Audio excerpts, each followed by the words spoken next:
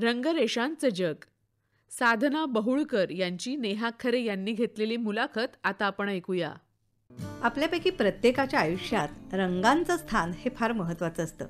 निसर्गातले विविध रंग, त्याच्या वेगवेगळ्या छटा, इतकंच काय काळा आणि पांढरा, प्रत्येक रंगामध्ये सौंदर्य दडलेलं असतं.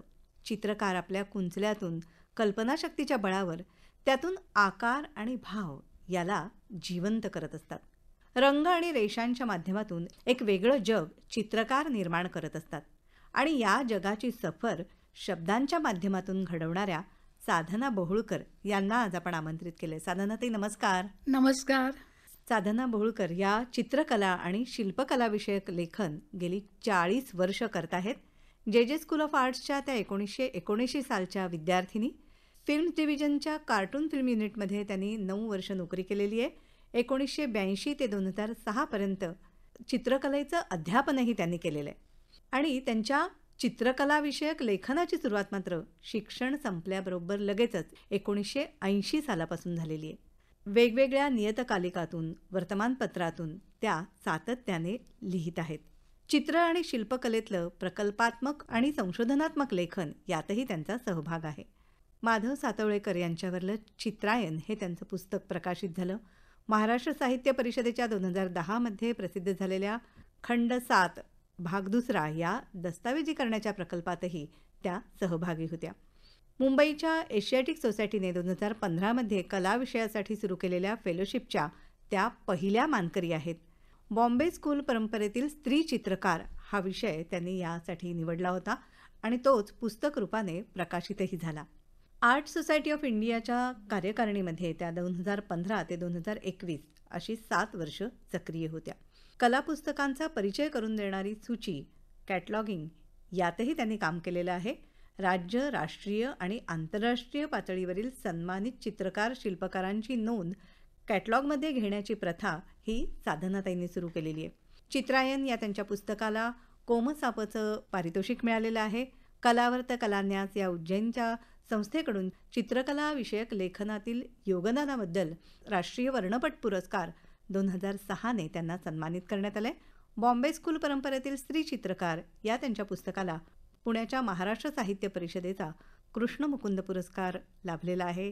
इतरही वेगवेगळे पुरस्कार आणि गदिमा प्रतिष्ठानचा गृहिणी सचिव सखी पुरस्कार यानेही त्यांना सन्मानित करण्यात आले. साधनाताई, रंग आणि रेषा यांचं जे जग आहे त्यामध्ये तुमचा प्रवेश हा कधी आणि कसा झाला? जे स्कूल ऑफ आर्ट इथे माझं कला शिक्षण झालं. चित्रकलेच्याच क्षेत्रात मी नोकरी केली. कार्टून फिल्म मेकिंगमध्ये होते. शाळेत मी 5वी ते 7वीला ड्रॉइंग टीचर म्हणून नोकरी केली. आणि आमच्या घरात माझ्या भावाला चित्र जमवण्याची आवड, म्हणजे तो चित्र दिवाळी अंकातली आणि कुठली कॅलेंडरवरची चांगली चित्र तो निवडायचा आणि ती तो साठवायचा आणि आमच्या घरातल्या हॉलमध्ये तो चित्र ती बदलून लावायचा. तर त्याच्यात मला आठवत आहे माधव सातोळेकरांची चित्र होती, दलालांची चित्र होती. आणि ते बघून मला ना काहीतरी वाटायचं की काय चित्रकला म्हणजे काय छान असतं सगळे. भाऊ कॉमर्सला होता, बहीण आर्ट्सला होती. आणि त्यांना एक असं वाटत गेलं की आपल्या ह्या ठराविक लाईन झाल्या तर साधनांनी काहीतरी जरा वेगळं करावं असं त्यांना वाटायचं. तर मग मला वाटायला लागलं आपण आर्ट स्कूलला जावं. आणि अशा याने मी आर्ट स्कूलला आली. रंग आणि रेषा याच्यापैकी तुम्हाला काय अधिक आकर्षित करतं? रंग करतात. अच्छा. तरी मी त्याच्याबरोबर एक उत्तर जरा विस्ताराने असं देऊ शकेन की चित्र म्हटलं ना की त्यात 5 मूल घटक मानले जातात. बिंदू, रेषा, आकार, रंग आणि पोत. वा. ह्या 5 चित्र बनतं. म्हणजे जी अगदी आदिमानवकालीन कला गुहाचित्र म्हणतो आम्ही, तिथपासून जर अगदी आजची संगणकाची जरी चित्र घेतली तरी सगळ्याचे मूल घटक हे 5 येते. आणि ह्याच्यावर सगळा चित्रकलेचा जो काही डोलारा उभा आहे तो आहे. जसं संगीतात 7 स्वर असतील आणि मग संगीत रागदारी वगैरे काय काय काय तसं हे 5 घटक आहेत. आणि रंग, रेषा आणि आकार यांना फार वेगळं नाही करता येत एकमेकांपासून. असं आहे. एखाद्याने एका कागदावर रंगाचा फटकारा मारला तरी त्याला आकार असतोच ना. त्या आकाराला कदाचित भांडं किंवा झाड असं रूप नसेल पण तो आकार असतोच तिथे. आणि त्याला रेषा पण असते. म्हणून ते सगळं एकमेकात मिसळलं आहे. पण तरीसुद्धा आणखीन जेव्हा त्याची पुढे प्रगल्भ अवस्था चित्रकलेची असते, हां. त्याच्यात मग रंग आणि आकार हे जरा अधिक वेगवेगळे होऊ शकतात. त्यामुळे मला स्वतःला रंग आकर्षित करतात आणि रंगांची ही एक अद्भुत दुनिया चित्रकलेच्या शिक्षणामुळे माझ्या डोळ्यासमोर आली. वा. गुहाचित्रांपासून आजच्यापर्यंतचा जो सगळा बघितला तर रंगाचे खूप मोठी दुनिया आहे, खूप मोठी दुनिया. चित्रकारितेच्या किंवा कलेच्या क्षेत्रामध्ये रंगांचं स्थान हे फार महत्वाचं आहे. तुम्ही म्हणालात तसे हे 5 घटक गणित आहे. एकमेकांशी जोडलेले आहेत. हो, पण सर्वसामान्य माणसाच्या आयुष्यात सुद्धा रंगांचं स्थान फार मोठं आहे. त्याविषयी काय सांगाल? रंगाचं स्थान निश्चितच त्यांच्या आयुष्यात खूप मोठं आहे. म्हणजे ते चित्रकलेचं जे स्वरूप आहे ना, ते एक वेगळ्या प्रकारे त्यांच्या दैनंदिन जीवनाशी निगडीत असतं. म्हणजे उदाहरणार्थ सकाळी माणूस चहा कॉफी पितो, तर त्यावेळेला त्याच्यावर डिझाईन असतं. हां. कपडे घालतात त्याच्यावर डिझाईन असतं. लहान मुलं शाळेत जातात, त्या पुस्तकांची कवरं, वह्यांची कवरं, मुखपृष्ठ, हां. पुस्तकातले धडे, सगळीकडे चित्र असतात. फक्त या गोष्टीचं असं आहे की हे जे स्वरूप आहे ना, हे चित्रकलेचं एक अत्यंत मर्यादित स्वरूप आहे. किंवा ज्याला आम्ही म्हणतो की इलस्ट्रेशन्स किंवा एक संपूर्ण चित्रकलेचा जर पसारा बघितला तर सामान्य लोकांपर्यंत पोचणारी चित्रकला हे त्याचं फक्त एक छोटंसं अंग आहे. आणि ह्याच्या पलीकडे चित्रकलेचं खूप मोठं जग आहे. तर ते लोकांना एवढं माहिती नसतं. आणि आता ते का माहिती नसतं, तर जसं आपण म्हणतो की माणसाचा कान तयार व्हायला पाहिजे. मग कान तयार व्हायला पाहिजे म्हणजे काय, किंवा सिनेसंगीतांवर पण उत्तम सिनेसंगीत ही सगळी ना लोकांच्या कानावर पडत होती. बरोबर. आणि म्हणून त्याच्यातून चांगल्या गोष्टी निर्माण होत होत्या, चांगल्या प्रतीचा आनंद माणसाला मिळत होता. माझ्या असं लक्षात येते नेहमी चित्रकलेच्या क्षेत्रात वावरताना, हे चित्रकलेच्या क्षेत्रात नाही घडलं. त्या बाबतीत चांगली चित्र पाहायला मिळणं ही काही दिवाळी अंकातली जी, असं मागाशी मी चित्रकार दलालांचं नाव बोलले, किंवा काही ठराविक जे काही दिवाळी अंकन ठराविक संपादक होते त्यांच्या मासिकातून चित्र यायची. पण ते जेवढं वाचतील तेवढ्यांनाच ते माहिती असायची नावं. पण बाकीचा जो चित्रकलेचा संस्कार व्हायला हवा तो नाही झाला, तो नाही झिरपला. तो का झिरपला नाही? आता चित्र पाहिजे तर डोळ्यासमोर चित्रकलेवरचीच पुस्तकं पाहिजे होती ती. तर ती जर रंगीत चित्र जर त्यांना बघायला त्याला खूप खर्च असतो, ती आपल्याकडे आली नाही. दुसरं म्हणजे जसं आपण मुलं, मी म्हटलं की मॉन्टेसरीपासून मुलं अक्षर ओळख होते, पुढे ते धडे वाचतात, ते तशी चित्र त्यांच्या परिचयात येतच नाहीत कुठली. तशी गोडी निर्माण केली जात नाही केली आपल्याकडे. त्याच्या बाबतीत नाही. आपण ज्या एक कॉन्शियसली व्हायला पाहिजे होतं. सर्वसामान्य माणसांपेक्षा सुद्धा एक आणखीन थोडी वेगळी कॅटेगरी आहे की ज्यांना चित्रकलेची खूप आवड आहे. जसं एखाद्याला गाण्याची असते, नृत्याची असते, तसंच ज्यांना चित्रकलेची आवड आहे त्यांना बघण्यासाठी आर्ट गॅलरीज किंवा म्युझियम्सच आपल्या इथे नाही आहेत. आर्ट गॅलरीज आहेत. कलेचे विद्यार्थी आर्ट स्कूलला येणारे यांना पाहायला कुठेही महाराष्ट्रात म्युझियम्स ही अगदी मोजकी म्युझियम आहेत. म्हणजे जे स्कूल ऑफ आर्टची स्थापना कधी झाली तर 1857 मार्चमध्ये झाली. प्रॅक्टिकल वर्कचं ती 1857 म्हणजे हे ब्रिटिशांनी स्थापन केलेलं आर्ट स्कूल आहे. त्याच्यात प्रॅक्टिकल वर्कवर ब्रिटिशांच्या पद्धतीप्रमाणे शिक्षण दिलं गेलं. त्यांच्या यांनी सगळं जे काही केलं असेल, पण त्यावेळेला सुद्धा त्याच्यात कलेचा इतिहास हा विषय नव्हता. कलेच्या शिक्षणात कलेचा इतिहास आणि सौंदर्यशास्त्र हे विषय खूप महत्त्वाचे आहेत किंवा ते असलेच पाहिजेत. त्याची समावेश कधी झाला तर 1970 मध्ये. बापरे. हो. म्हणजे तोपर्यंत जे विद्यार्थी तयार झाले त्यांना ही कलेचा इतिहास माहितीच नव्हता फारसा. म्हणजे आपण म्हणतो तसं प्रॅक्टिकल आणि थिअरी ह्या दोन्ही गोष्टी असायला हव्यात. इथे प्रॅक्टिकल वरती भर होता, परंतु त्याचं कुठे शब्दांकन, त्याचं दस्तावेजीकरण हे झालं नाही. आणि त्यामुळे सर्वसामान्य माणसाच्या आयुष्यातलं रंगांचं स्थान हे आपण म्हणू त्यांच्यापुरतं मर्यादित राहील. वैयक्तिक आयुष्यात की आपले कपडे म्हणा किंवा कपडे, वह्या, पुस्तकं आणि जेवढी काही मासिकांच्या दुनियेत ज्यांना म्हणजे त्या जगात ज्यांना इंटरेस्ट होता त्यांच्यापर्यंतच ते मर्यादित राहिलं. साधना, ते तुम्ही कला शिक्षक म्हणून काम केलेलं आहे, तर लहान मुलांमध्ये तुम्ही कितपत रमलात आणि त्यातून कसा आनंद मिळाला त्याविषयी सांगा ना. लहान मुलांमध्ये खूपच रमायला होतं आणि योगायोगाने माझ्याकडे काही वर्ष प्रायमरी होती, साधारण 3री-4थीचे वर्ग, आणि नंतर 5वी ते 7वी 1-2 वर्ष 8वी-9वीचे पण होते. तर मुलांच्या चित्रकलेत आपण अतिशय रमतो. आता शालेय पातळीवरची जी चित्रकला आहे त्याच्यातून आर्टिस्ट तयार होतील असं नाही, पण त्यामुळे काय होऊ शकतं की मुलांची निरीक्षण शक्ती वाढते. नंतर स्वतः काहीतरी करण्याची, अभिव्यक्त करण्याची दृश्य माध्यमातून ती एक सवय लागू शकते त्यांना, आणि क्रिएटिव्हिटी वाढीला लागते. हे शाळेतल्या चित्रकलेचं महत्त्व आहे. आम्ही मुलांना वेगवेगळे विषय द्यायचो. हां. तर ते चांगली एक पद्धत असते शाळेत ड्रॉइंग रूममध्ये किंवा वर्गात, की जी चित्र चांगली काढली असतील मुलांनी ती डिस्प्ले बोर्डवर लावायची. बरोबर. हो. तर अशी जेव्हा चित्र मी एखाद्या विषयावी मुलांना दिला आणि ती हां. डिस्प्ले बोर्डवर लावली, की मला स्वतःला अपरिमित समाधान आणि एक अवर्णनीय आनंद अरे वा. मिळायचा. त्या विषयाच्याच वेगवेगळ्या शक्यता ज्या त्यांच्या मी बोलण्यातून डोळ्यासमोर आणलेल्या असतात हां. हां. त्या दिसायच्या. त्या विषयाची वेगळी वैशिष्ट्य, वेगवेगळे पदार्थ त्याच्यातून दिसायचे. हं. आणि मला असं खरोखरच असं वाटायचं की तो जसं आकाशात जशा चांदण्या चमकतात, हं. तसं मला त्या डिस्प्ले बोर्डवर मुलांची चित्र चमकतायत. क्या बात है. असं काहीतरी मला त्या याच्यातून वाटायचं. हं, हं. आणि मेमरी ड्रॉइंग सारखा जो विषय असतो, आणि विशेषतः लहान मुलांना ती खूप छान विषय तो एक्सप्रेस करतात, ज्यांची निरीक्षण शक्ती चांगली असते. काही ना ते स्मरणचित्र. हां. स्मरणचित्र म्हणजे ज्याला आपण म्हणतो की माझं घर, हां. माझे आई बाबा किंवा फेरीवाला. हं. त्याच्यात मला अगदी आठवते की माझा वाढदिवस हां. हा विषय मुलांना अतिशय आवडतो, वा. खूप आवडतो. आणि ते त्यांच्यावर अगदी छान छान चित्र काढतात असे. आणि त्या चित्रातून आपल्याला वेगवेगळ्या गोष्टी कळत असतात. तुम्ही म्हणाला तसं सगळी मुलं काही त्याच्यातनं कलाकार, चित्रकार होणार नाहीयेत, पण एक निरीक्षण शक्ती मुलांची वाढीला लागणं हे सृजनशक्ती वाढते, क्रिएटिव्हिटी वाढते. हां. तर यासाठी चित्रकलेचं किंवा कुठच्याही कलेचं शिक्षण हे फार आवश्यक आहे. शालेय शिक्षणामध्ये आपल्याकडे स्टील लाईफ किंवा स्मरणचित्र किंवा मुक्तहस्तचित्र वगैरे असे वेगवेगळे प्रकार हे काही प्रमाणात शिकवले जातात. पण एकूण चित्रकला शिक्षणाची आवश्यकता ही कशी आहे?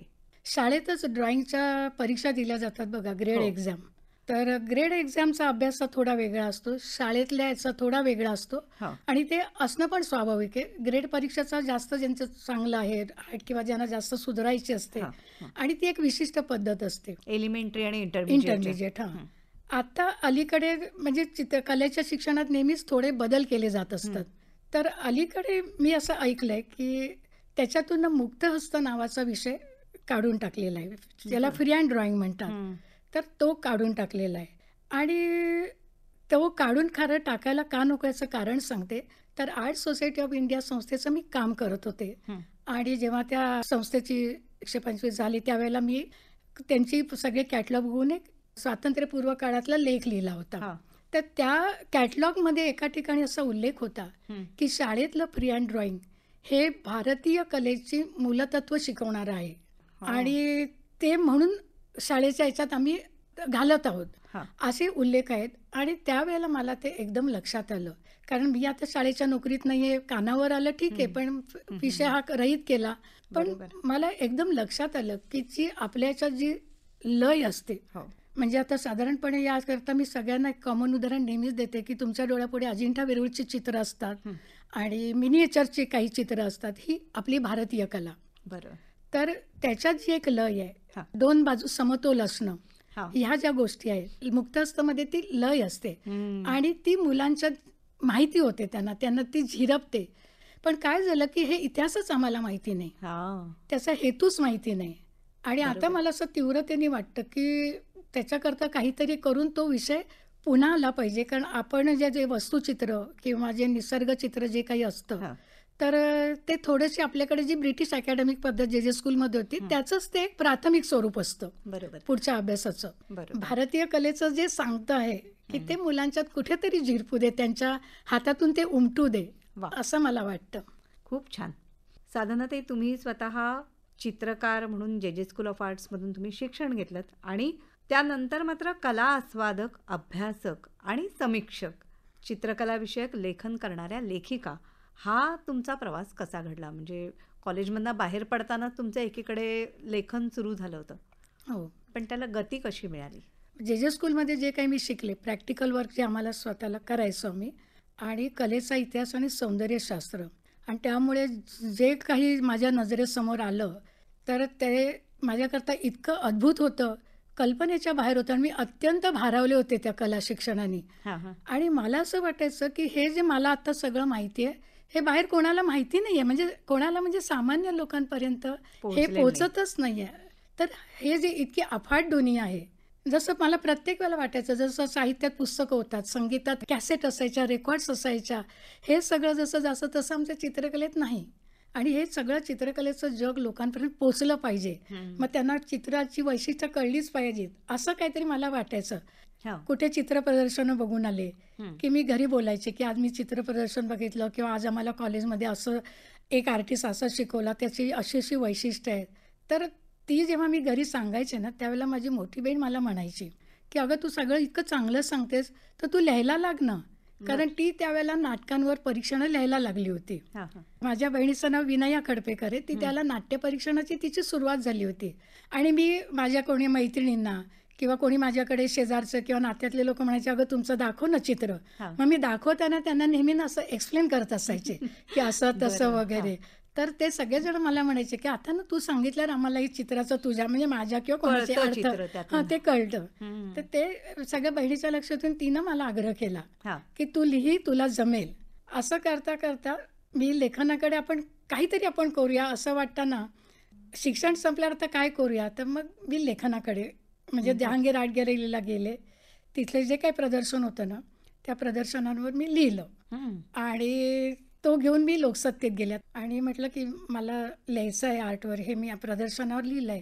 ते खूप बिझी असतील किंवा काय त्यांचा स्वभाव असेल, त्यांनी वर माझ्याकडे बघितलं पण नाही. हातातनं माझा कागद घेतला आणि ठेवून दिला. ते काहीच बोलले नाही. आणि त्यावेळेला मनावर केवढं तरी दडपण असतं. एवढं याच्यात म्हणजे ऑफिसमध्ये चाललोय कुठल्या कार्यालयात एक दडपण असतं मनावर. पण नंतर मी बघितलं ना की ते लेख माझा छोटासा असा बातमीसारखा आला होता आणि त्याच्यावर नाव होतं साधना खडपेकर कडून. मला काय मी घरात 2 उड्याच मारल्या एकदम. मग पुढच्या आठवड्यात मी परत घेऊन गेले आर्टिकल, 2-3 असे आर्टिकलला मी असंच की पुढे येणार आहे की नाही मला माहीत नाही, त्यांनी छापली. मग मी परत जेव्हा गेले त्यावेळेला ते म्हणाले की अगं याचा काहीतरी एक लोगो करायला हवा, त्याला नाव द्यायला हवं, तू दर आठवड्यात कधी देणार हे, असे ती सुरुवात होत गेली. आणि योगायोगाची गोष्ट अशी की त्या सदराचं नाव रंगरेषा. आज तुम्ही जो मला प्रश्न विचारला तर मला खूप आनंद झाला की त्या सदराचं नाव मी रंगरेषा असं दिलं होतं. नंतर मी वेगवेगळ्या नियतकालिकात कलेबद्दल लिहित गेले. चित्रायन आणि बॉम्बे स्कूलमधील स्त्री चित्रकार ही तुमची महत्वाची पुस्तकं आहेत, तर त्याविषयी आम्हाला जरा सांगा ना. एक थोडंसं की मध्ये काही कारणांनी म्हणजे जसं संसारात पडतो, मुलं बाळं होतात, मग ती गॅप पडते आपल्या लेखनात, तशीही थोडी पडली होती. पण माझी ना लेखनाची ओढ खूप कायम होती. काहीतरी आपल्या हातून चांगलं भरीव व्हावं हे एक सतत मनात होतं. अशा वेळेला राज्य मराठी विकास संस्था ही जी आहे तर त्यांनी एक प्रोजेक्ट हातात घेतला होता की महाराष्ट्राची जडणघडण. त्यावेळेला सरोजिनी वैद्य या त्याच्या प्रमुख होत्या. त्यांचं असं होतं की आपण वेगवेगळ्या क्षेत्रात आपण असे कोश नाही ती पुस्तकं तयार करायची. तर चित्रकलेचं जे क्षेत्र होतं त्याकरता त्यांनी सुहास भौलकर, दिलीप रानडे तर त्यांच्याकडे ती जबाबदारी दिली होती की याच्यातलं तुम्ही करा की महाराष्ट्राची जडणघडण करणारे चित्रकार, चित्रसंस्था कुठल्या आहेत. मग ती लोक कामाला लागली होती. त्यांनी चित्रकारांची नावं काढली, त्याचा काही पिरियड ठरवला असेल, संस्थांची नावं काढली, लिहिणारे कोण त्याची नावं काढली. तर त्या ह्याच्यात असं झालं की मला लिहायचं होतंच, खूपच उत्साह होता मला लिहायचा. तर कुठलं नाव घ्यायचं मी म्हटलं, सुहास त्याच्यात होता माझा नवरा, त्याच्यामुळे मी त्याला म्हटलं मला कुठलंही चालेल. तर फक्त म्हटलं 2 गोष्टी कर की ते मराठी बोलणारे असू देत, म्हणजे मला ते सोपं आणि चांगलं वाटेल. तर म्हणाला असं कर ना तू माधव सातोळेकर विषय घे. म्हटलं चालेल, पण म्हटलं ते तर एवढं महाराष्ट्राचे कला संचालक होते नाही. म्हणजे 2 गोष्टी आहेत की त्यांनी प्रॅक्टिकल मुद्दा त्याच्या दृष्टीने असा होता की माधव सातोळेकर राहतात कलानगरमध्ये म्हणजे वांद्र्याला, तुला पार्ल्याहून ते जवळ पडेल, जाये करायला घर सर्व्हिस हे करताना तुला जवळ पडणार. आणि दुसरी गोष्ट म्हणजे खरंच असं आहे काही आपल्याकडे उपलब्ध नसतं जतनीकरण किंवा काही माहिती नसते. सातोळेकर हयात आहेत आत्ता, तर ते तुला त्यांच्या चित्रांबद्दल माहिती देतील, त्यांच्या चित्रांचे काही कॅटलॉग असतील त्यांच्याकडे, त्यांची चित्र काही ना काही घरात असणार तर ती तुला प्रत्यक्ष पाहायला मिळतील. तर याच्यामुळे तू तो विषय घे. आणि मला कुठलाही विषय चालणारच होता, ही मोठी संधी नाही का. तर त्यामुळे मी तो विषय घेतला, त्या कामाला सुरुवात केली आणि शाळा आणि घर सांभाळून माझ्या ती सुरुवात झाली. ती कशा प्रकारे काय ते सगळं त्या पुस्तकात आहे. आणि हे माझं सगळं पहिलं लेखन झालं, पहिला खरडा झाला तेव्हा एकदा सरोजिनी वैद्यांना दाखवला. त्यांनी त्याच्यात काय आवश्यक त्या सुधारणा होत्याच त्या गरजेच्या, त्या करायला सांगितल्या. आणि उलट खूप आनंद होता की आपल्याला गायडन्स मिळाले, करायचं शिकायला मिळतंय ते करायचं माझं अगदी निश्चित सगळं होतं. तोपर्यंत काय झालं होतं की शासनाची काही काही चांगल्या गोष्टींना बारगळून जातात. काय झालं त्याच्या मागे काही तो एक वेगळा विषय असेल किंवा मला तर सगळं पूर्ण आठवत नाहीये, पण ती योजनाच रहित झाली आणि माझी तर त्याच्यावर पूर्ण मेहनत घेऊन झाली होती. दुसरं मी आमच्या शाळेतून 1 वर्षाची रजा घेतली ते पुस्तक तयार होण्यासाठी अच्छा. आणि ती रजा अर्थातच बिनपगारी होती. माझं सुदैव की मला शाळेने ती त्यावेळेला कशी काय बिनपगारी रजा दिली मात्र, आणि त्याच्यात मी ते सगळं लेखन पूर्ण केलं हा. आणि तोपर्यंत ती योजनाच बारगळली. मेहनत घेऊन केलेलं आता पुस्तक ह्याचं काय प्रकाशित होणार? त्या संस्थेकडून होणार नाही हे नक्की झालं. मग त्याच्यानंतर मी असं ठरवलं की आपणच आता प्रकाशक शोधायचे. हा. माहिती असलेल्या 2-3 प्रकाशकांकडे दिलं. चालीरीतीप्रमाणे म्हणायचं, त्यांचा उशिरा कळवणं, नकार हे सगळं झालं. अरे बाप. आणखीन एका ठिकाणी मात्र त्याचं ॲप्रिसिएशन केलं गेलं. विश्वसंवाद केंद्र त्या संस्थेचं नाव. ते पुस्तक घेतलं. त्यांचे 2 इंटरेस्ट होते. माधव सातवळेकरांवरचं हे होतंच कला संचालक, आणि त्यांचे वडील पंडित सातवळेकर हा. हे वेदाभ्यासी हो बरोबर. आणि ते चित्रकारी होते. ते जे स्कूल ऑफ आर्टचे विद्यार्थी होते ते. बर. तर त्याची माहिती पण त्या पुस्तकात आहे. तर त्यांना या दोन्हीचं एकत्र पटलं ते, असल्यामुळे आवडलं. त्यांनी ते पुस्तक घेतलं आणि ते पुस्तक आलं. माझं पहिलं पुरस्कारही पुस्तक आणि मिळाला. वा. त्याला धनंजय कीर्स्मृती पारितोषिक त्याला मिळालं. वा. आणि दुसरं पुस्तक तुमचं बॉम्बे स्कूलमधील स्त्री चित्रकार. तर मुळात बॉम्बे स्कूल हे काय आहे याविषयी सांगा. बॉम्बे स्कूल परंपरा म्हणजे काय, हा ना खूप वेगळा आणि बराच मोठा विषय आहे. पण एक अगदी थोडक्यात स्थूल मनाने सांगायचं तर बॉम्बे स्कूल परंपरा ही जे स्कूल ऑफ आर्टच्या स्थापनेशी निगडीत आहे. बर. जे स्कूल ऑफ आर्टची स्थापना 1857 मध्ये झाली आणि ती ब्रिटिशांकडून झाली. ती सुरुवात जी झाली ती इथल्या लोकांना, कारागिरांना शिक्षण देणं, कारागिराच्या मुलांना तयार करणं आणि त्यांचं जे राज्य आहे त्याच्यातून ते भक्कम करणं. कुठल्या अर्थाने की त्यांच्या सगळ्या जीवनशैलीमध्ये चित्रकलेला खूप महत्त्व आहे. तर इथलं आपलं साम्राज्य बळकट आणि समृद्ध करण्यासाठी त्यांना इथल्या कारागिरांना शिक्षण देणं आवश्यक होतं. या सगळ्या कल्पनेतून जे स्कूल ऑफ आर्ट आलं आणि तिथे जे विद्यार्थी शिकून पारंगत व्हायला, पुढे ते कारागिरीच्या नंतर आणखीन बऱ्याच तसा इतिहास आहे. एक पेंटिंग डिपार्टमेंट पण तिथे चालू झालं. तर तिकडे पेंटिंग डिपार्टमेंटमध्ये आपल्या इथली सगळी पुढची पिढी ती त्या पद्धतीने तयार व्हायला लागलेली. ती शिक्षण पद्धती साहजिकच ब्रिटिशांची होती. त्यांनी ज्या पद्धतीचं शिक्षण दिलं, ज्याला आम्ही अकॅडमिक म्हणतो, ज्याच्यात प्रमाणबद्ध शरीराचं काहीतरी प्रपोर्शनाचे मापदंड असतात, शेड अँड लाईट असतात आणि त्रिमितीचं स्वरूप असतं, अशा प्रकारचं ते पद्धती असते ती एक विशिष्ट. तर आपले सगळे लोक त्या शैलीत पारंगत व्हायला लागले आणि त्यांनी बाहेर जाऊन नाव कमावलं. काही जणांनी उच्च शिक्षण घेतलं, काहींना राजदरबारी नोकऱ्या मिळाल्या. म्हणजे आबालाल रहमान ते कोल्हापूरला होते. मगाशी पंडित सातवळेकर उल्लेख केला, ते अंश संस्थानात जाये होती. त्यांच्याकडून ब्रिटिशांनी आणखीन काही कामं करून घेतली इथल्या विद्यार्थ्यांकडून, कलाकारांकडून. त्यांच्या पद्धतीची सगळी कामं उच्च दर्जाची होती. अशा प्रकारे ते बॉम्बे, मग ही जे स्कूल ऑफ आर्ट बॉम्बेमध्ये ती बॉम्बे स्कूल परंपरा, त्यातल्या मी घेतला तो विषय स्त्री चित्रकार घेतला. तर एक अतिशय खूप चांगली संधी आमच्याकडे चालून आली होती. ती म्हणजे हिंदुस्थान समाचार आणि विवेक साप्ताहिक, म्हणजे त्या दोघांचा काही संबंध आहे. त्यांनी असंच एक प्रोजेक्ट चालू केलं होतं की ज्याच्यातून शिल्पकार चरित्रकोश, म्हणजे ज्याच्यातून महाराष्ट्र घडला, अशी म्हणजे मिलिटरी सकट वेगवेगळ्या क्षेत्रातल्या ह्याचे आपण कोश तयार करायचे. चरित्रकोश म्हणजे त्यातले कार्यकर्ते, कलाकार, संगीतातले असतील, नाट्याच्या ह्याच्यातले असतील, ते आपण कोश तयार करायचा. तर ते कोश तयार करायचा या कल्पना ते घेऊन आमच्या घरी आले होते, सुहासच्या आणि आमच्या दोघांपुढे त्यांनी हा प्रस्ताव मांडला की अशी अशी आमची कल्पना आणि ही जबाबदारी तुम्ही स्वीकारावी. तर आम्ही अतिशय आनंदाने त्याला संमती दिली आणि ते जे काम चालू झालं ते परत एक खूप मोठा वेगळा विषय येतो. पण त्याच्यातनं असं झालं की चरित्रकोशामुळे ज्या डॉक्युमेंटेशनचा अभाव आम्हाला जाणवत होता, त्या कामाशी आम्ही एक शिस्तबद्ध पद्धतीने निगडीत झालो. तुम्ही संशोधन म्हणजे ते करावंच लागलं. तो कोश कसा साकारायचा हा अर्थात सगळा आवाका, सगळं श्रेय सुहासचं आहे. त्या कोशाचं काम केलं आम्ही. त्याच्या आधी आम्हाला आम्ही दोघांनी बाईच्या कोशात नोंदी लिहिण्याचं काम केलं होतं. थोडी कल्पना होती. तो जो कोश आम्ही तयार केला संपादक मंडळात, त्या वेळेला एक काही आपल्याला सहज उत्सुकता असतात. जेव्हा ते काम पूर्ण होत आलं होतं त्यावेळेला मला अशी सहज उत्सुकता वाटली की याच्यात किती स्त्री चित्रकार आहेत बघूया. तर आमच्याच्यात काहीतरी 229 का काय चित्रकारांवर नोंदी आहेत. माझ्या डोक्यात काहीतरी आलं म्हणून मी एकदा अशी बसले म्हटलं त्याच्या स्त्री चित्रकार किती, मी मोजून काढल्या, मग टक्केवारी काढली, तर टक्केवारी फक्त 8 ते 9% होती. अच्छा, बरं. तर ही जी 8 ते 9 टक्केवारी होती, तर त्यांनी मला एकदम इतके वर्ष या क्षेत्रात वावरल्यामुळे ना माझ्या मनात सतत एक विषय असायचा की कला शिक्षण स्त्रिया आहेत, म्हणजे आमच्या वेळेला होत्याच त्या, पण पुढे त्या नावारूपाला येत नाही. आणि असं का होतंय, ते स्त्रियांबद्दल पडलेले जे प्रश्न ते मी या पुस्तकात मांडले. आणि हे पुस्तकात अचानक नाही मांडले. एशियाटिक लायब्ररीची एक फेलोशिपची सुरुवात झाली होती की त्याच्यात त्यांनी असं केलं की बॉम्बे स्कूल परंपरा हा विषय घेऊन दर 1 वर्षात आपण लोकांकडून निवड करून घ्यायची आणि त्यांना वेगवेगळे विषय द्यायचे. चित्रकारांनी किंवा अभ्यासकांनी ते घ्यायचे आणि त्यांना जे वाटते त्याच्यावर त्यांनी लिहून द्यायचं.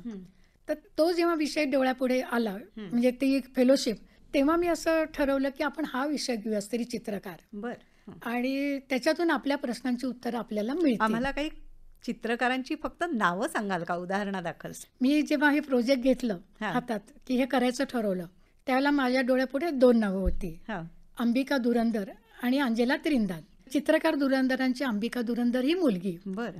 तर माझ्या डोळ्यापुढे 2 नावं होती आणि मला वाटलं अजून पण कोणी कोणी असतील नाही, आपल्याला काहीतरी माहिती मिळेल, बघूया आपण काय कसं करायचं, काय करायचं. तर ही नावं आमच्या कलेच्या इतिहासात मात्र नव्हती. मुळात कलेच्या इतिहासात महाराष्ट्रालाच फारसं स्थान नव्हतं, थोडं होतं. अजिंठा वेरूळनंतर एकदम पुढचे चित्रकार माधव सातोळेकर, हुसेन वगैरे असे, आणि फारसं स्थान नव्हतं हे एक डोक्यात होतं.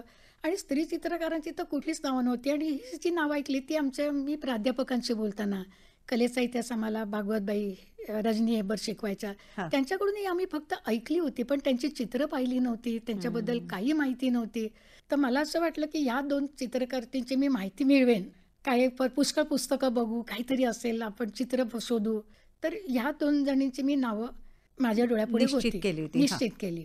काही वेळेला काही गोष्टी आपल्या नशिबात असतात की काय असंच मला म्हणेन. किंवा तोपर्यंत मला ही अंजेला त्रिंदाद आणि अंबिका धुरंधर यांची काही पुस्तकं वाचन, हे मला जे जे मिळेल ना ते मी वाचून काढलेलं होतं. आणि ही जी काही त्रोटक माहिती मिळाली याच्यावर नोट्स काढायच्या, जी काही थोडी चित्र मिळाली आहे ती आपण त्या पुस्तकात छापायची आणि आपलं एक छोटंसं पुस्तिका तयार होईल. निराश झाले होते मी, पण एवढा याची मी माझी मनाची तयारी केली की आता आपण हे आपलं असंच जायचं आहे पुस्तक. आणि जो मी म्हटलं की एक दरवाजा उघडतो, आपल्या नशिबात असतो किंवा काय माहिती नाही, तर त्याचं असं झालं की 2015 का 16 सुहास बोलकरांच्या डोळ्यापुढे एक मोठं प्रोजेक्ट होतं की बॉम्बे आर्ट सोसायटीच्या प्रदर्शनाची काही 125 वर्ष झाली, तर त्याचं रिट्रॉस्पेक्टिव्ह काम आपण करायचं. बरं. आणि संपूर्ण म्हणजे त्याच्यात ते गोल्ड मेडल, सिल्वर मेडल आणि गव्हर्नर प्राइजेस मिळवलेली पूर्वीपासूनची 125 वर्षातली आपण चित्र तिथे लावायची, असं त्याच्या मनाने घेतलं होतं. आणि तो त्या कामाच्या मागे लागला होता जोरदारपणे. त्याच्यासाठी त्यांनी ते कॅटलॉग आणले घरात. अच्छा. आणि ते जसं त्यांनी मिळवले, तर ते कॅटलॉग आमच्या घरात आले. एकदा कॅटलॉग हातात मिळाल्यावर ना मी लिस्ट करायला लागले, जिथे जिथे मी सगळे स्त्री चित्रकारांची चित्र वेगळी काढली, त्याच्यातून त्याच्या स्कॅनिंग, झेरॉक्स सगळं करून घेतलं. आणि अंजेला त्रिंदाद, अंबिका धुरंधर यांची चित्र बघताना मला इतर चित्रकारत्या मिळत गेल्या आणि मी प्रत्येक चित्रकर्तीला एक एक पान ठेवलं माझ्याकडे आणि तशी मी चित्र गोळा केली. त्याप्रमाणे ही चित्र गोळा करणं म्हणजे चित्र ओरिजिनल नव्हे, कॅटलॉगमधली. तर त्याप्रमाणे मला विमल भागवत गोडबोले एक नाव मिळालं. बरं. नंतर मारी हेंडरसन टेम्पल हे एक नाव मिळालं आणि मगदा नागमन. याच्याखेरीज नावं बरंच आहेत, पण या 5 जणींचा माझ्या पुस्तकात समावेश आहे. तर या 5 जणींचा माझ्याकडे समावेश का झाला, तर त्यांच्या चित्रांची संख्या खूप होती. म्हणजे शेवटी कशाला तरी एक क्रायटेरिया माझा कुठला होता, तर यांच्या चित्रांची खूप संख्या, त्यांनीच केलेलं बरंच काम मला तिथे मिळालं, हे एक. दुसरं म्हणजे त्यांना पारितोषिकं मिळालेली होती, त्याच्यामुळे मी त्यांची नावं याच्यात निवडली. अशा प्रकारे मी 5 नावं ही सिलेक्ट केली. आणखीन जी चित्र होती, जवळजवळ 50 स्त्री चित्रकारांची नावं मला मिळाली.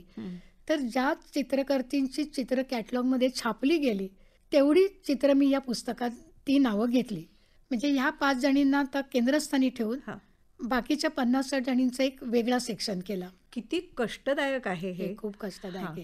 आणि अर्थात त्याच्यामध्ये इतका रस असल्याशिवाय, म्हणजे जीव ओतून तुम्ही हे काम केलं आणि त्यातून हे महत्त्वाचं पुस्तक आकाराला आलं. कदाचित पुढच्या पिढ्यांसाठी हे अभ्यासासाठी सुद्धा उपयोगी ठरू उपयोग. शकेल. आणि मला काय जाणवलं सांगू का, की जी पुरुष चित्रकारांची नावं आम्ही जास्त ऐकली होती आणि या स्त्री चित्रकारांखेरीज या दोनखेरीज कोणाची नावच ऐकली नाही. तर हे का घडतं हे माझ्या मनात आणखीन प्रश्न निर्माण झाले. बरं. हा. आणि याचं कारण मी पुस्तकात तर दिलंच आहे. आणि अगदी परत थोडक्यात सांगायचं म्हणजे मुळात आपलं जे काही जीवनशैली आहे त्याच्यात चित्रकारांना दुय्यम स्थान आहे. चित्रकार शिल्पकारांना ते दुय्यम स्थान का असेल, त्याची 2 कारणं आर्थिक परिस्थितीत आहे, नंतर बुद्धिमत्तेशी वगैरे त्याचा प्रश्न येतो. पण पुरुष चित्रकारांच्या मानाने आधी कलेला महत्व कमी, त्यात आपल्या परत समाज रचनेत स्त्रियांना आणखीन दुय्यम दुय्यम स्थान, स्थान. म्हणून ह्या क्षेत्रात असणाऱ्या स्त्रियांचे उल्लेखच नाहीत, त्यामुळे तो इतिहासच कुठेतरी लपवला जातो असं लपवला घडतं. गेला. तुम्ही आता म्हणालात त्याप्रमाणे पुरुषसत्ताक व्यवस्था ही आपल्याकडे आहे आणि तुमच्या घरातही तुम्ही दोघंही चित्रकलेच्या क्षेत्रामध्ये आहात. सुहास बहुळकर हे अत्यंत परिचित असं नाव आहे. बरोबर. चित्रकलेच्या क्षेत्रातलं त्यांचं काम, योगदान हे देखील फार मोठं आहे. अगदी नानाजी देशमुखांचा चित्रकूटच्या इथला प्रकल्प बहुळकरांनी किती कष्टाने उभारलाय त्याविषयी सुद्धा आम्ही ऐकलेलं आहे. वैयक्तिक आयुष्यामध्ये तुम्ही दोघं एकमेकांचे स्पर्धक कधी झालात का, त्याविषयी सांगा. स्पर्धक होणं असं नाही घडत. एक मात्र नक्कीच झालं की जशी आपली एक सामाजिक चौकट असते, स्वतःवर झालेले संस्कार असतात, याच्याप्रमाणे असं होत गेलं की मी माझा नोकरी, लेखन आणि घर हे तिन्ही मी नाही करू शकले. काही काळ मला लेखन बंद करावं लागलं. त्या सुहासनी नोकरी केली, मग नंतर नोकरी सोडली आणि त्याची जी काही घोडदौड होती त्या ह्याच्यात मी नकळत मागे मागे पडत गेले. आणि किंवा जर काही करायचं म्हटलं तर मला त्याच्यासाठी खूप जागरूक राहावं लागायचं स्वतःलाच. हे सगळ्यांना कळत नकळत घडतं. तर सुहास याची आडकाठी नव्हती, पण त्याला असं वाटायचं वेळ आता बघावं बाबा साधनाने कसं काढायचं ते, अशा प्रकारचं ते होत म्हणजे जातं. हे स्वाभाविक आपल्याकडे घडतं असं की पुरुष चटकन बाहेर पडू शकतो बाहेर पडू घरातनं. शकतो. स्त्रीला मात्र घराच्या बाहेर पडायचंय नाही, तर कारण काही बाबा ते असं होतं की एकदा हा बाहेर पडणारच आहे हे मी स्वतःशी एक्सेप्ट केलेलं होतं, जरी त्याचा विषाद वाटायचा. असं मी माणूस आहे. मग काही वर्षांनी मी पुन्हा त्याच्याकडे वळले. सर्व्हिसची गरज होती, त्याच्या सगळ्या क्षमता सिद्ध होणं हे सगळं मला आवडतच होतं आणि हवंच होतं ते सगळं. स्वतःला सिद्ध करणं हे स्त्रीसाठी सोपं नसतं, कधीच कधी. नसतं. तुमच्या वैयक्तिक आयुष्यामध्ये तुम्ही दोघंही एकमेकांना कसे पूरक ठरलात आणि कसं सहाय्य केलं त्याविषयी सांगा ना. ज्या ज्या संपादकांनी कोणी मला संधी दिली ते माझ्याकरता एक वरदान ठरलं. पण त्याच्यात सुद्धा कधी कधी असं होतं की आणखीन आपल्याला एखाद्याच्याबद्दल कृतज्ञता जास्त मानावीशी वाटते.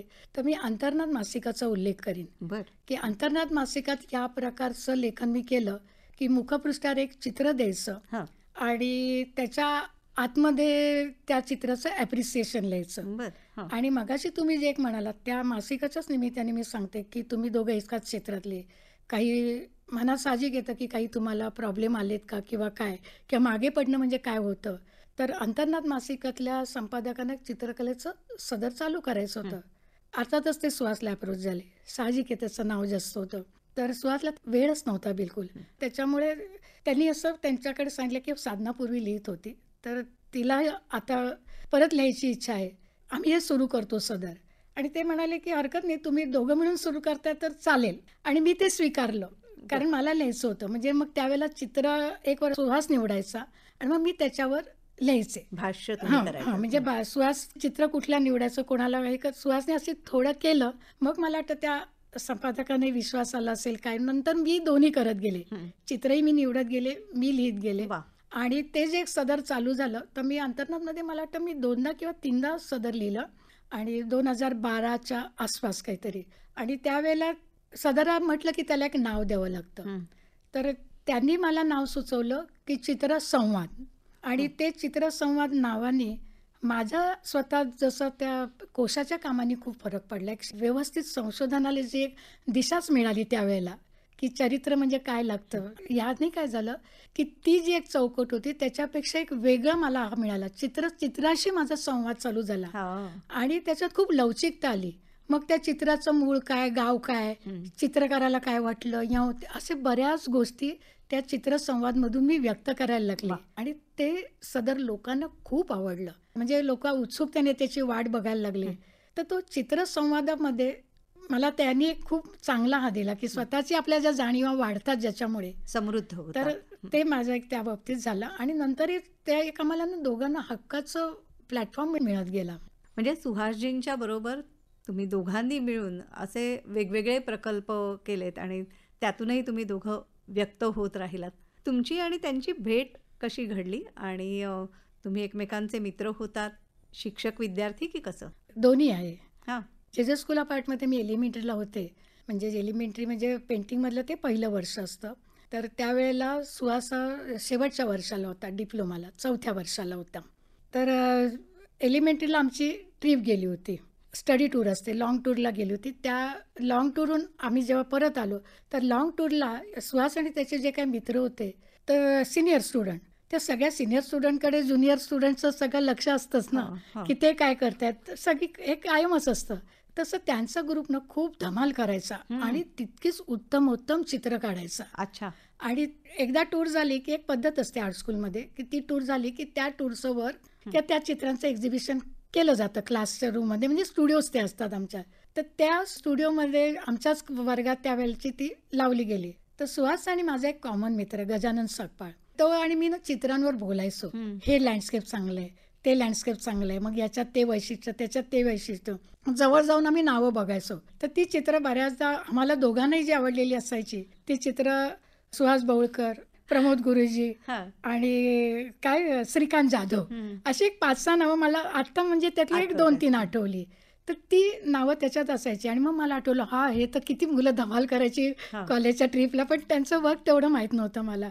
आणि कसं झालं की तो अरे काय सुहासची चित्रकला तुला माहिती नाही काय वगैरे करत, असं त्याच्या बोलण्यात तेच. आणि तो आणि मी क्लासमेट असल्यामुळे मग ती सुहासची ओळख होत गेली.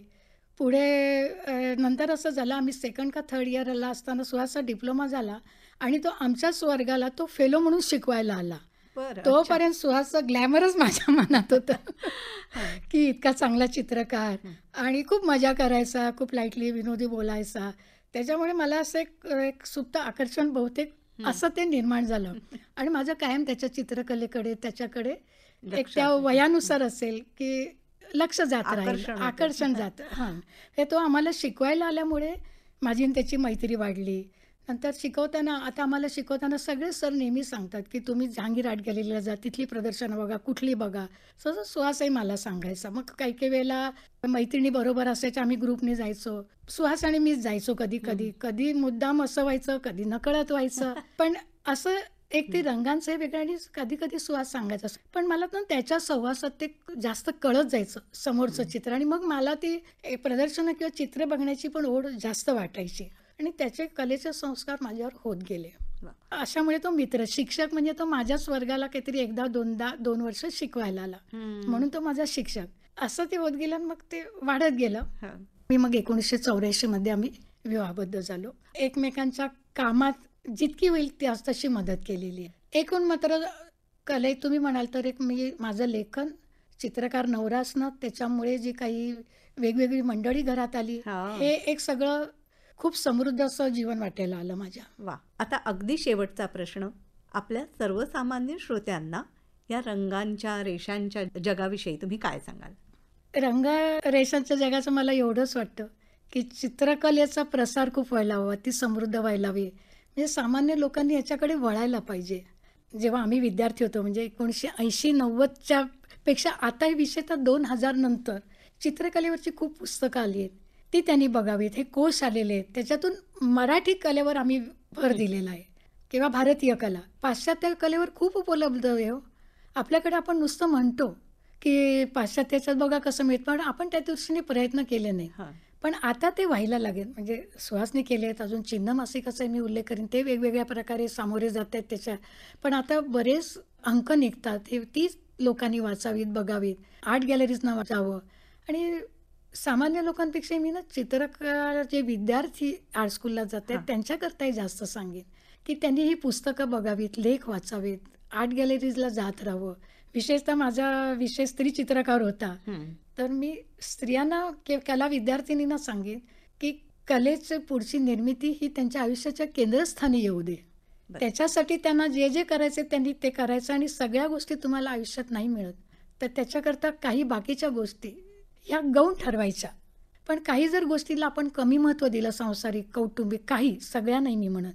काळ बदलला आहे. पूर्वी जसं एखाद्या बाईला लोकं सहज सांगायचे, "हे चित्र काय काढतेस?" किंवा "तू नको करू." तसं आता काळ बदलला आहे, ते त्यांनी लक्षात घ्यावं. त्यांना आडकाठी घरातून होणार नाही आहे.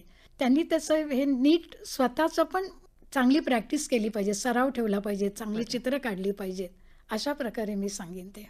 साधना बहुळकर, आपण इथे आलात आणि खूप छान आमच्याशी मनमोकळ्या गप्पा मारल्यात. आणि रंगरेषांचं जग, जसं ते त्याच्यामध्ये सौंदर्य तर फार मोठं आहे, ते तुमच्या लेखनातून तुम्ही नेहमी उलगडत असता. परंतु आज त्या रंगरेषांच्या मागे जे कष्ट आहेत त्याचीही जाणीव आम्हाला झाली. तुम्ही आमच्याशी संवाद साधलात, मनापासून आभार मानते. धन्यवाद. धन्यवाद. रंगरेषांचं जग, साधना बहुळकर यांची नेहा खरे यांनी घेतलेली मुलाखत आत्ताच आपण ऐकलीत. ही आकाशवाणीच्या मुंबई केंद्राची निर्मिती होती.